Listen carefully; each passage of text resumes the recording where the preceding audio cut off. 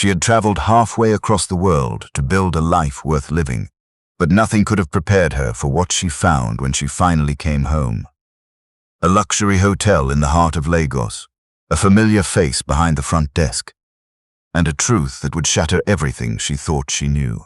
Because the man standing there, dressed in an expensive suit, greeting guests with a confident smile, was the same man who had once promised to wait for her forever, the same man she had sacrificed everything for.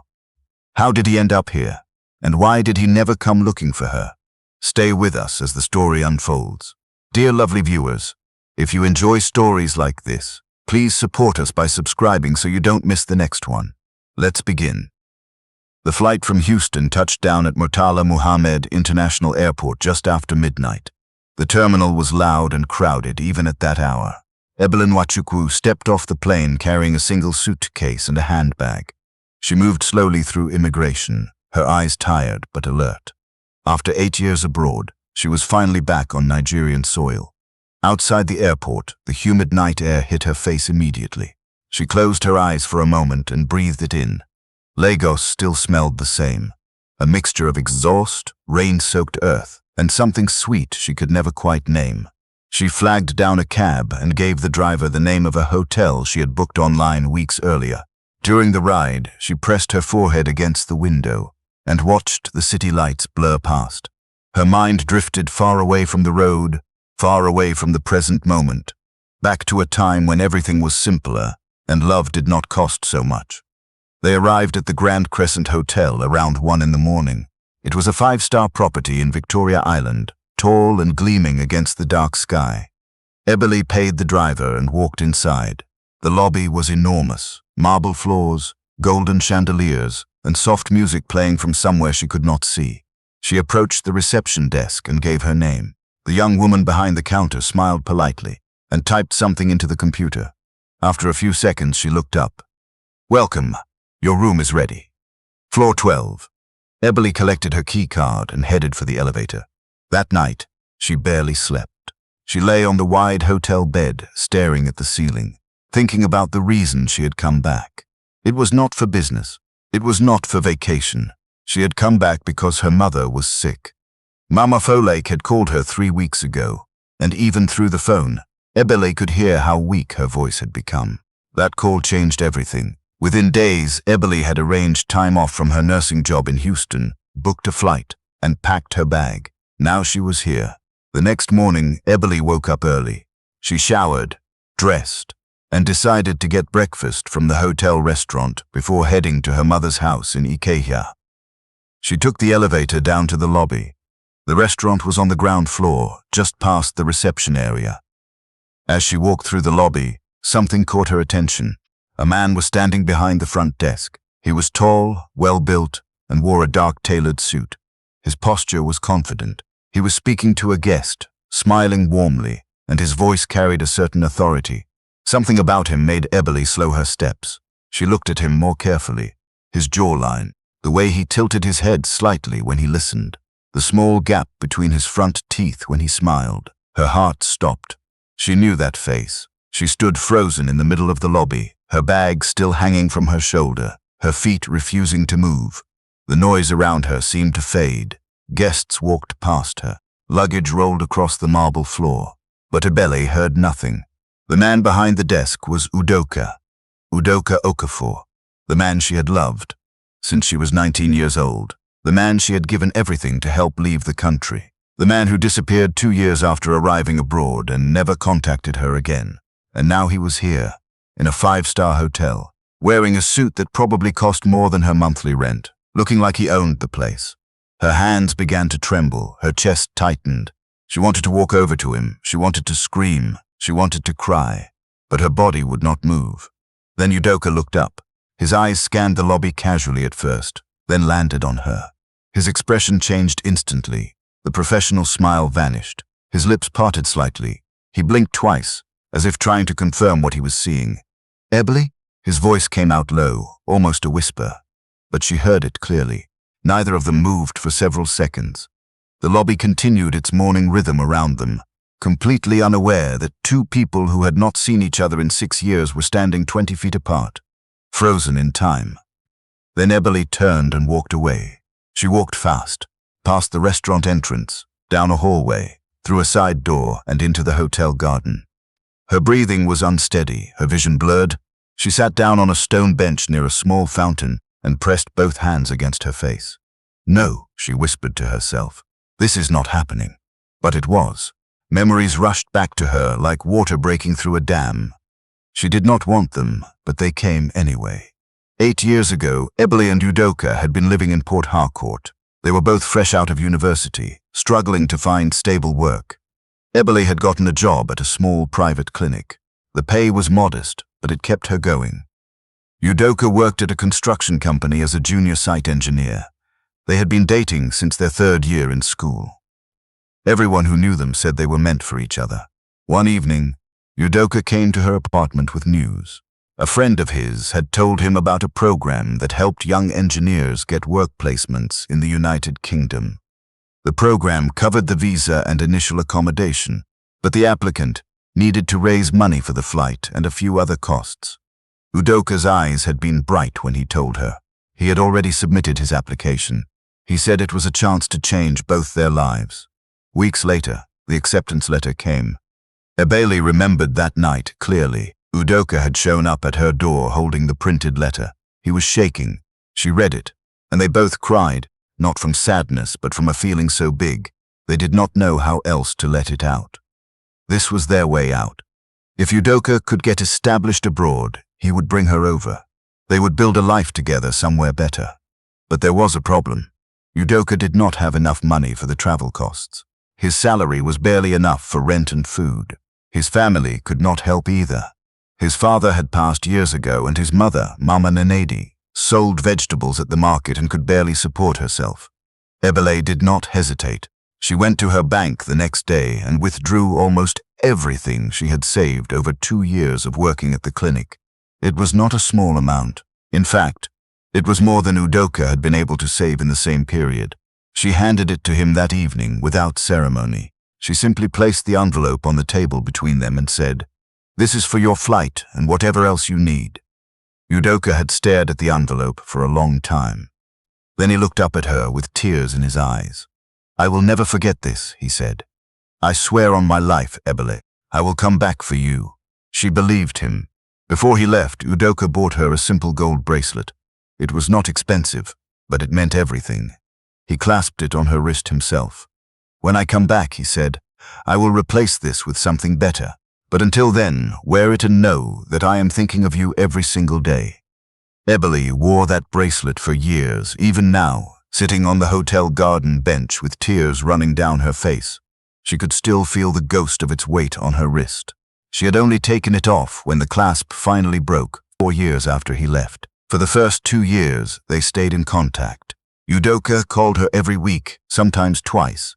He told her about his job, the cold weather, the loneliness. She told him about her work, about Mama Folake, about how much she missed him. They made plans. He said he was saving money. He said he was looking into visa options for her. She waited, patiently, faithfully. Then the calls became once every 2 weeks, then once a month, then nothing. One day, she called his number, and it was disconnected. She tried his email, no response. She reached out to the friend who had helped him with the program. The friend said Udoka had moved to a different city and changed his number. He did not have the new one. Just like that, Udoka was gone. Ebele waited for months, hoping he would reach out. He never did. She cried in private. She prayed. She asked God what she had done wrong, but no answer came. Eventually, she forced herself to accept the truth. Udoka had moved on. He had used her money, built his life abroad, and forgotten about her. That realization nearly destroyed her. But Ebele was not the kind of woman who stayed broken. She picked herself up. She applied for a nursing program in the United States through a friend who had already gone through the process. She studied. She passed her exams. And 2 years after Udoka disappeared, she left Nigeria on her own. She moved to Houston, Texas, and began working as a registered nurse. She sent money home to Mama Folake every month. She built a quiet life for herself. She never dated seriously again, and she tried very hard to forget Udoka Okafor. Now, sitting in this hotel garden in Lagos, she realized she had failed completely at that last part. Footsteps approached behind her. She already knew who it was before he spoke. Ebele. She did not turn around. Udoka walked slowly around the bench and stood in front of her. Up close, he looked different. Older, more muscular. His face had matured, but his eyes were the same. Dark and deep, and full of something she once called kindness. "Please," he said quietly, "let me explain." Ebele wiped her face with the back of her hand. "Explain what?" she asked. Her voice was steady now, but cold. "Explain why you disappeared? Explain why you took everything I had and vanished?" Udoka flinched at her words. He lowered himself onto the bench beside her, leaving space between them. He clasped his hand together and looked at the ground. "I did not vanish by choice," he said. Ebele let out a short breath. "Then what happened?" Udoka was quiet for a moment. Then he began. "Do you remember? About 2 years after I left, I told you I was being transferred to a new project site in Birmingham." Ebele nodded stiffly. "I remember. The week I moved there," Udoka continued, "I was robbed." Ebele turned slightly. 3 men, Udoka said. "They followed me from the train station to the flat I had just moved into. It was a rough neighborhood. I did not know anyone there yet. They broke in that same night." He paused. "They took my laptop, my wallet, my phone, and the small bag where I kept my documents." Ebele stared at him. "Everything," Udoka repeated. "My passport, my work permit, my bank cards, your phone number. I had your number saved on my phone, but I also had it written on a piece of paper inside that bag. Both were gone." Ebele's lips parted slightly. "After that," Udoka continued, "everything fell apart. Without my documents, I could not work legally. My company could not keep me on the project. They said they would help me replace my documents, but it took months. During those months, I had no income. I moved into a shelter for a while." Ebele felt something crack inside her chest. "I tried to contact you," Udoka said. "I borrowed someone's phone once and tried your number from memory, but I got it wrong. I tried several times. Every number I dialed was wrong. I went to the Nigerian High Commission in London. I asked them for help tracing someone back home, but they said they could not assist with personal matters like that." He looked at her. "I wrote you a letter. I sent it to your old address in Port Harcourt. But I never got a response. I did not know if you had moved. I did not know if you even received it." Ebele swallowed hard. She had moved. 6 months after Udoka stopped calling, she had moved out of that apartment and into a smaller place on the other side of town. She never received any letter. "For 2 years," Udoka said, "I barely survived. I did odd jobs. I cleaned offices at night. I worked at a warehouse loading trucks for cash. I ate 1 meal a day sometimes, but I never stopped thinking about you." His voice broke slightly on the last word. He cleared his throat and continued. "Eventually, I got my documents sorted. I got back on my feet. A man I met at the warehouse introduced me to someone in the hospitality industry. I started small, working at hotels. I learned everything I could. I moved up slowly. I saved every penny. Then 3 years ago, an opportunity came. A Nigerian businessman was looking for a partner to open a luxury hotel in Lagos. He needed someone who understood the hotel business from the inside. I had the experience, and by then I had saved enough to invest." He gestured vaguely toward the hotel building behind them. "This is that hotel," he said. "I am not just working here. I co-own it." Ebele looked at him for a long time without speaking. "I came back to Nigeria 18 months ago," Udoka said. "One of the first things I did was try to find you. I went to Port Harcourt. I went to the clinic where you used to work. They told me you had left years ago. I went to your old apartment. The landlord said you moved and he did not know where. I asked around. Nobody had your information." He looked at her with pain that seemed old and deep. "I even went to your mother's house in Ikia, but the neighbors told me she had been in and out of the hospital, and they were not sure of the exact address anymore." Ebele's breath caught. He had looked for her. He had actually looked for her. "Then yesterday," Udoka said softly, "you walked into my hotel." Silence settled between them like something heavy and fragile at the same time. Ebele's mind was racing. For 6 years, she had carried a story in her heart. A story where Udoka was the villain. A story where he had taken her money, abandoned her, and built a life without her. She had rehearsed that story so many times it felt like truth. It had become part of who she was. The woman who was betrayed. The woman who survived anyway. But now, sitting here, listening to him, she felt that story crumbling, Why should I believe you? She asked. Her voice was not angry. It was tired. Udoka reached into his jacket pocket and pulled out his phone. He opened a folder and handed it to her. Inside were scanned copies of a police report from Birmingham dated 6 years ago. A robbery report. His name was on it. The list of stolen items matched exactly what he had described. Ebele scrolled through the documents slowly. Then she saw something else, a photograph of a letter. The handwriting was unmistakably Udoka's.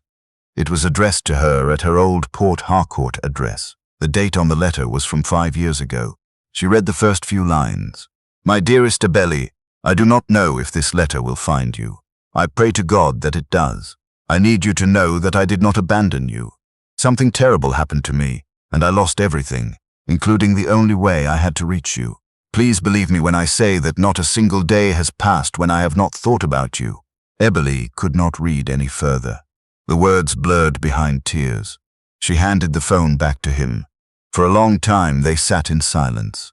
The fountain trickled softly nearby. A bird called from somewhere in the garden. Then Ebele spoke. I moved to America. Udoka looked at her. After you disappeared, she said, I waited for almost a year. Then I decided I could not stay in Port Harcourt anymore.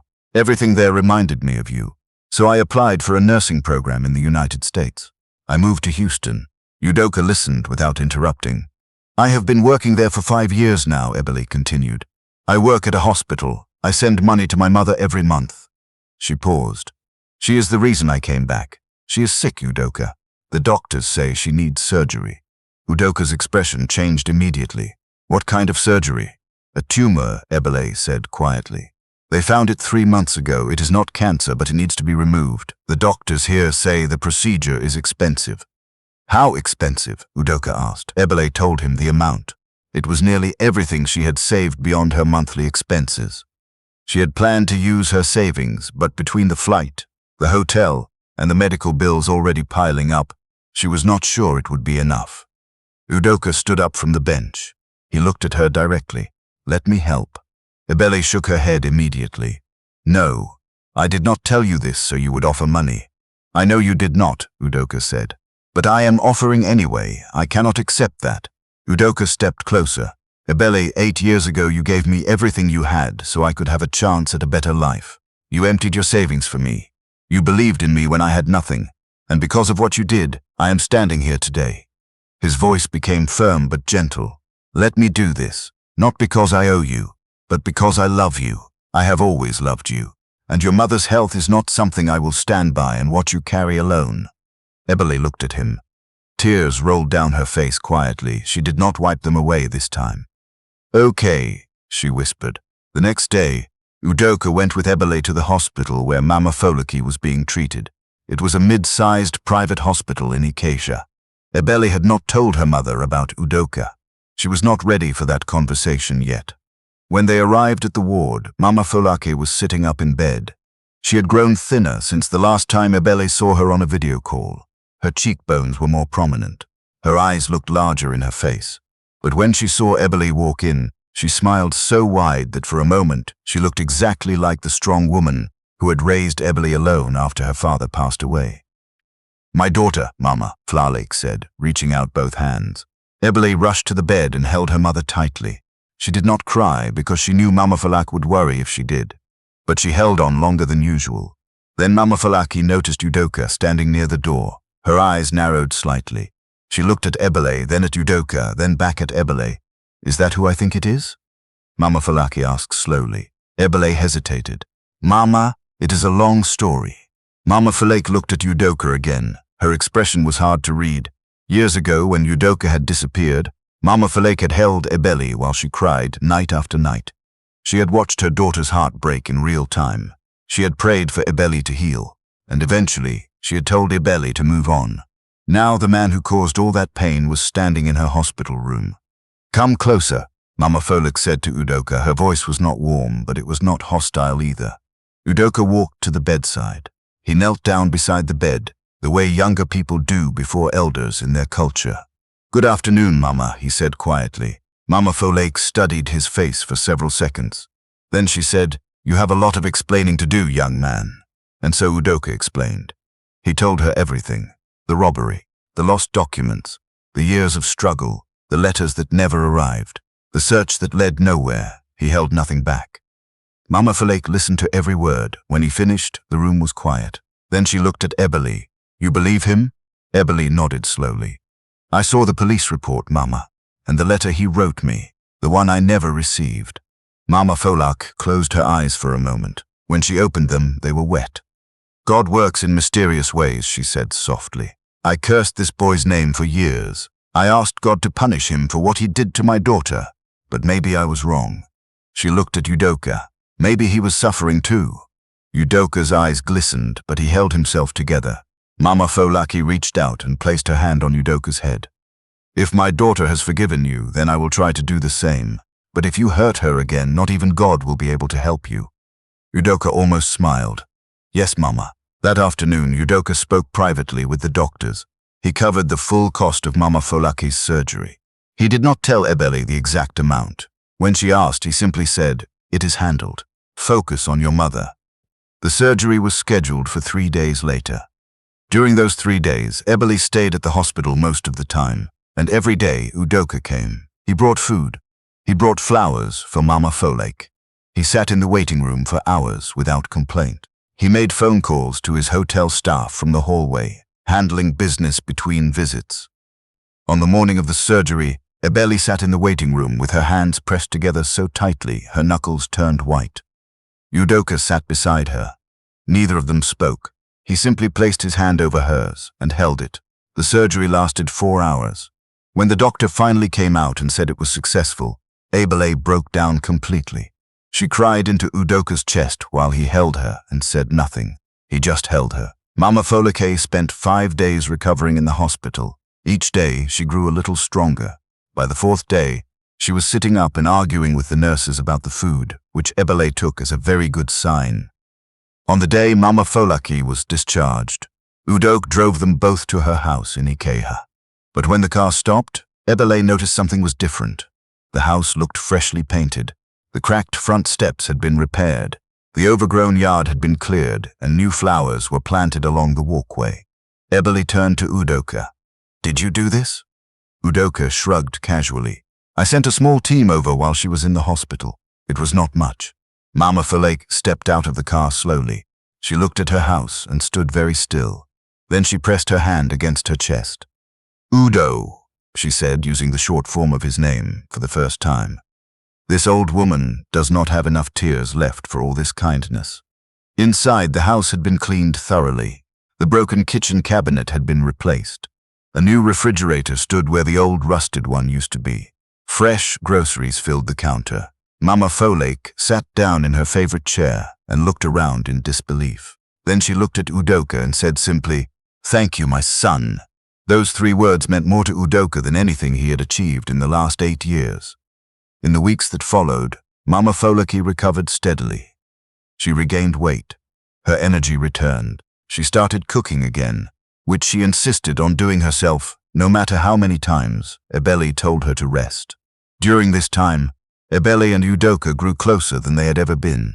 They talked for hours every evening. Sometimes they sat on the porch of Mama Falake's house and watched the sunset while drinking tea. They talked about the years they had lost. They talked about the pain. They talked about how strange it was that life had brought them back together in a hotel lobby at 1 in the morning. "I used to dream about finding you," Udoka told her one evening. "Even in the worst times, when I was sleeping in that shelter in Birmingham, eating bread and water, I would close my eyes and see your face. And I would tell myself, if I survive this, I will find her." Ebele looked at him. "I used to pray for you," she said. "Even when I was angry. Even when I told myself I hated you. I still prayed for you every night." Udoka reached for her hand. "Maybe that is what kept me alive." One afternoon, about a month after Mama Falake's surgery, Udoka asked Ebele to come with him somewhere. He would not tell her where. He just said to dress nicely. He drove them to a quiet area on the outskirts of Lagos Island. The road led to a large gated property. The gate opened automatically. Inside was a beautiful 2-story house surrounded by palm trees and a garden with a small fountain.